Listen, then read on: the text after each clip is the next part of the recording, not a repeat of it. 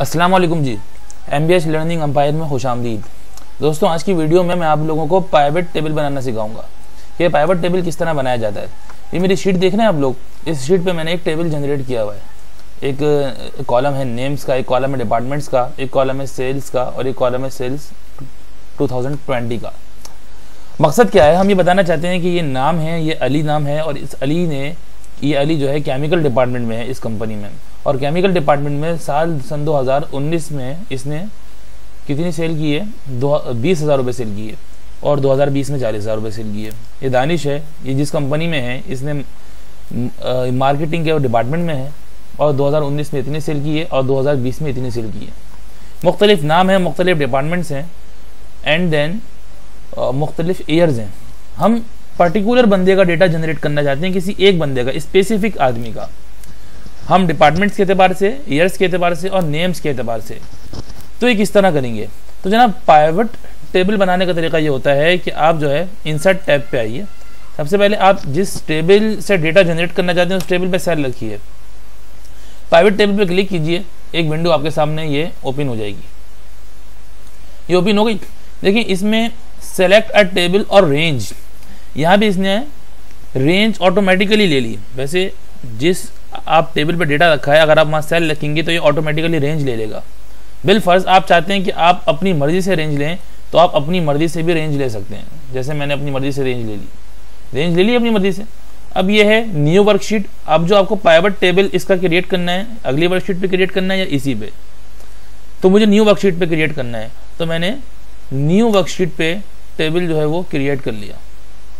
तो जनाब देखें, अगली वर्कशीट पे मेरे पास दो कॉलम्स हैं, एक पाइवट टेबल की फील्ड लिस्ट है और एक टेबल आपके पास आया हुआ है। अब इसका आसानी क्या होती है, इस टेबल का फ़ायदा क्या है। देखें, पहला फ़ायदा ये है कि मैंने नेम्स के ऊपर क्लिक किया तो देखें शीट नंबर 1 पे जो नेम्स का जो कॉलम था अली दानिश, मेरे पास शीट नंबर 4 पे जो टेबल आया है ये कंप्लीट मेरे पास नेम्स का कॉलम्स आ गया। मैं चाहता हूँ, अब देखें पाइवट टेबल का फ़ायदा ये होता है कि इस कॉलम के ज़रिए आप जो है, देखिए नेम्स के सामने मैं चाहता हूं कि मुझे इनकी सेल्स पता चल जाए कि इन लोगों ने, ये सारे जो नेम्स हैं, इन लोगों ने कितनी सेल्स की है। तो मेरे पास ये आसानी है कि मैं सिर्फ नेम्स और 2019 की सेल्स देखना चाहता हूं। तो मैंने क्लिक कर दिया। अहमद ने 2019 में इतनी सेल की है, अली ने इतनी की है, कासिम ने इतनी की है, वसीम ने इतनी की है। मैं चाहता हूँ इनकी 2020 की सेल भी पता चल जाए। 2020 की सेल भी पता चल गई। यानी मेरे पास ये चेक बॉक्सेस बने हुए हैं, मैं अपनी मर्जी से इनको इस्तेमाल कर सकता हूँ। ये ग्रैंड टोटल हमें ऑटोमेटिकली बताता है। मैं चाहता हूँ कि मुझे नेम ना पता चले, ना सेल्स पता चले, मुझे जस्ट डिपार्टमेंट पता चल जाए। मैंने डिपार्टमेंट पे क्लिक कर दिया। देखिए 3 डिपार्टमेंट हमारे पास, केमिकल का, गारमेंट्स का, मार्केटिंग का। मैं चाहता हूँ कि मुझे इन डिपार्टमेंट्स में कौन कौन लोग काम करते हैं पता चल जाए। तो मैं डिपार्टमेंट के साथ मैंने नेम्स वाले कॉलम पर क्लिक कर दिया। देखिए केमिकल डिपार्टमेंट में अहमद, अली, असलम, फ़हीम, इस्माइल, सुमैर ये लोग काम करते हैं। गारमेंट्स में ये लोग काम करते हैं। मार्केटिंग में ये लोग काम करते हैं। मैं चाहता हूं कि मुझे ये भी पता चल जाए कि नेम्स, डिपार्टमेंट और सन 2020 की सेल। तो देखिए मैंने क्लिक कर दिया। सबसे पहले इसने मुझे क्या बताया कि केमिकल डिपार्टमेंट में 2020 में जो टोटल सेल हुई है वो इतनी हुई है, 140,000। और इस डिपार्टमेंट में 140,000 करने में इन लोगों ने, अहमद ने अपना इतना हिस्सा डाला, अली ने इतना हिस्सा डाला, फ़हीम ने इतना हिस्सा डाला और इन लोगों ने इतना हिस्सा डाला। बिल्कुल इसी तरह गारमेंट्स में 2019 में टोटल सेल इतनी हुई है 2020 में, और इन लोगों ने अपना इतना हिस्सा डाला। मैं चाहता हूँ 2019 की पता चल जाए। 2019 की भी हमारे सामने आ गई सेम तरीके से। अच्छा, मैं ये चाहता हूँ कि मुझे सिर्फ डिपार्टमेंट्स में कौन कौन लोग थे उनका नाम पता चल जाए। तो ये काम तो हम पहले ही कर चुके हैं। तो पाइवट टेबल का हमने यहाँ तक तो मामला समझ लिया और सीख लिया। यानी हम अपनी मर्जी से इन लोगों को, इन चीज़ों को अपनी मर्जी से हम जनरेट कर सकते हैं, अपनी मर्जी से हम जो है वो देख सकते हैं। अब देखिए, ये मैंने एक नई चीज़ लगाई है। मैंने सिर्फ डिपार्टमेंट्स चेक बॉक्स लगाया और मैं चाहता हूं कि इन डिपार्टमेंट्स में 2019 में कितनी सेल हुई है। तो ये बता दिया कि 2019 में डिपार्टमेंट में, केमिकल डिपार्टमेंट में टोटल सेल जो हुई है वो इतनी हुई है। कैसे हुई है भाई, इन लोगों ने टोटल, इनकी मुख्तलिफ सेल्स थी, तो केमिकल की जो टोटल सेल थी वो इसने हमें यहाँ पे बता दी। गारमेंट्स में इतनी हुई है, मार्केटिंग में इतनी हुई है, और 2020 की भी हमको ये बंदा MS एक्सेल बता देगा। पाइवेट टेबल का ये फायदा होता है। अब हम चाहें तो इसमें नेम्स का कॉलम भी लगा सकते हैं। तो जनाब ये कुछ चीज़ें जो थी हमने ट्राई कर ली। हम पाइवेट टेबल के ज़रिए अपने काम को मज़ीद आसान कर सकते हैं। यानी अगर यहाँ पे डेटा बहुत वसी तादाद में है, बहुत ब्रॉड है, मुख्तलिफ डिपार्टमेंट्स लिखे हुए हैं, नीचे चल रहा है मामला, तो इस तरह ये पर्टिकुलर चीज़ को निकालना मुश्किल हो जाएगा। उसको आसानी करने के लिए हमारे पास ये टेबल होता है। अब हम एक नई चीज़ देखना चाहते हैं। हम ये सेल्स का ऑप्शन जो है वो ख़त्म कर देते हैं, सिर्फ नेम और डिपार्टमेंट्स देखना चाहते हैं। या हम पहले जो है वो नेम कर लेते हैं, उसके बाद डिपार्टमेंट्स। अब देखिए हमारे पास एक नया कॉलम, नई रॉज बनी हुई है। उसमें बताया जा रहा है कि अहमद जो है वो केमिकल डिपार्टमेंट में है, अहमद जो है वो गारमेंट्स के डिपार्टमेंट में है, अली जो है वो केमिकल के डिपार्टमेंट्स में है, असलम जो है वो केमिकल के डिपार्टमेंट्स में। यानी कि इन सब लोगों के डिपार्टमेंट्स लिखे आ रहे हैं। देखिए शीट नंबर 1 पे आया, अली को मैंने केमिकल डिपार्टमेंट दिया हुआ है। मैं चाहता हूँ नहीं, अली केमिकल डिपार्टमेंट में नहीं है। अली जो है हमने गलती से इसको केमिकल डिपार्टमेंट दे दिया, अली तो गारमेंट डिपार्टमेंट में है। हमने इसको कौन सा डिपार्टमेंट दे दिया? गारमेंट का डिपार्टमेंट दे दिया। देखिए गारमेंट का डिपार्टमेंट मैंने इस टेबल में चेंजिंग कर दी। शीट नंबर 4 पे आया तो देखें अली के नाम के साथ कोई चेंजिंग नहीं हुई। उसके साथ जो केमिकल का लिखा हुआ था वो पहले ही केमिकल का लिखा हुआ है, कुछ तब्दीली नहीं हुई। ये तब्दीली क्यों नहीं हुई? ये वीलुकअप नहीं है। वीलुकअप में अचानक ऑटोमेटिकली तब्दीली हो जाती है अगर आप टेबल पे लुकअप फार्मूला लगाएं।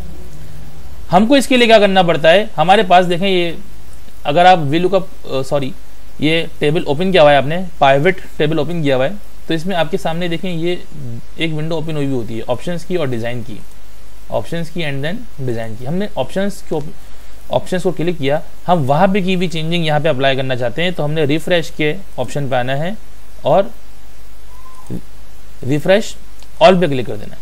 देखिए रिफ्रेश ऑल पे क्लिक किया तो अली का जो डिपार्टमेंट था केमिकल से किस में चेंज हो गया? गारमेंट में चेंज हो गया।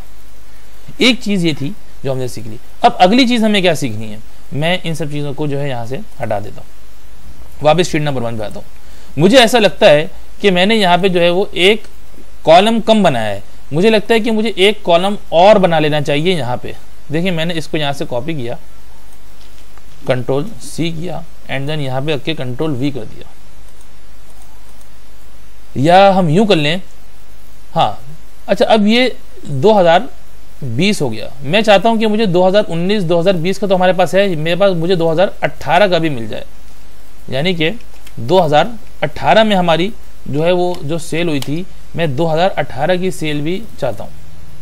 मैं 2018 लिख दिया और चाहूँ तो इनके जो है नंबर जो है मैं अपनी मर्जी से चेंज कर दूँ। यानी ये तो खैर हमारे ऊपर ही है, हम जिस हिसाब से हमारा काम होगा हम उस हिसाब से चेंज कर देंगे। तो 2018 का मैंने कॉलम का यहाँ पे इजाफा कर दिया।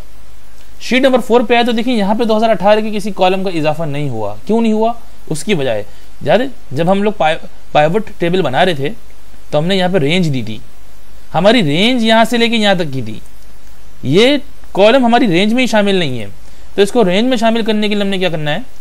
हम इस टेबल पे आएंगे। टेबल पे आने के बाद देखें ये ऑप्शन खुला हुआ है, ऑप्शन पे क्लिक किया, चेंज डेटा सोर्स के ऊपर क्लिक किया तो देखें ऑटोमेटिकली बता दिया कि आपने जो रेंज सेलेक्ट की थी, अदर की सेलेक्ट की थी, आपने एक कॉलम एक्स्ट्रा शामिल कर दिया। तो हम यहाँ पे आकर के इसको मजीद यहाँ तक ड्रैग कर देंगे। अब अगर हम ओके करते हैं तो हमारे पास ये ऑप्शन भी मौजूद आ जाता है। 2018 की सेल इतनी है, 2020 की इतनी है, 2019 की इतनी है और ये डिपार्टमेंट कौन कौन से हैं? ये डिपार्टमेंट्स हैं। और अगर नेम चाहिए तो जनाब ये नेम आ गए। तो जनाब ये मामला तो हमारा हो गया हल। अब अगली बात आती है, इसमें एक और ऑप्शन है जिस ऑप्शन को हम चाहे तो देख सकते हैं और वो ऑप्शन है इंसर्ट स्लाइसर। इस ऑप्शन का क्या काम होता है?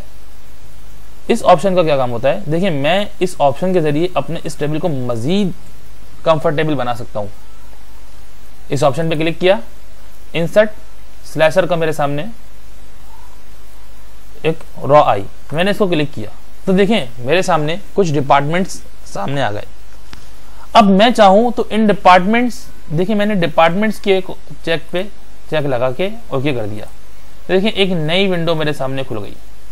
इस विंडो में मुझे ये बात पता चल गई कि मेरे पास डिपार्टमेंट जो है वो कौन कौन से मौजूद हैं।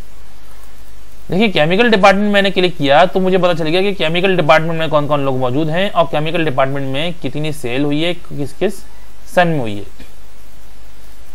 गारमेंट्स के डिपार्टमेंट में मैंने क्लिक किया तो पता चल गया कि गारमेंट्स में मेरे पास कितनी सेल हुई है और किस किस सन में हुई है। एंड देन मार्केटिंग में कितनी सेल हुई है और किस किस सन में हुई है। तो ये हमारे पास एक न्यू ऑप्शन होता है जिसके जरिए हम अपने काम को मजीद जो है वो आसान कर लेते हैं। अब ये तो वीडियो हमारी हुई मुकम्मल। अब एक चीज ये आती है कि हम इस टेबल को डिलीट कैसे कर सकते हैं। अक्सर लोग होते हैं इस टेबल को डिलीट नहीं कर पाते। इस टेबल को डिलीट करना उनके लिए मुश्किल हो जाता है। हम चाहें तो देखें ये तो खैर हम चाहते हैं कि ये पूरा का पूरा टेबल जो है हमारा यहाँ से यहाँ तक डिलीट हो जाए। अक्सर लोग क्या करते हैं, डिलीट के बटन पे क्लिक कर देते हैं। दोस्तों उससे डिलीट नहीं होता, बल्कि डिलीट करने के लिए आपको करना क्या होता है, आपको इस ऑप्शन पे जाना होता है, क्लियर के ऑप्शन पे। क्लियर के ऑप्शन पे जाने के लिए आपने क्लियर ऑल करना पड़ता है। जब क्लियर ऑल करेंगे तो ये आपका पूरा का पूरा टेबल जो है वो डिलीट हो जाएगा। इसके बाद आपका ये अपना अलग ऑप्शन है, आप इसको चाहे तो डिलीट की से भी डिलीट कर सकते हैं। तो दोस्तों उम्मीद करता हूँ कि वीडियो आपको पसंद आई होगी। अगर कोई चीज़ इसमें समझ नहीं आई तो आप कमेंट करके मुझसे पूछ लीजिएगा, और अगर पसंद आई है तो लाइक कीजिएगा, सब्सक्राइब कर लीजिएगा, चैनल को शेयर कर दीजिएगा दोस्तों के साथ। अस्सलाम वालेकुम वरहमतुल्लाहि वबरकातुहू।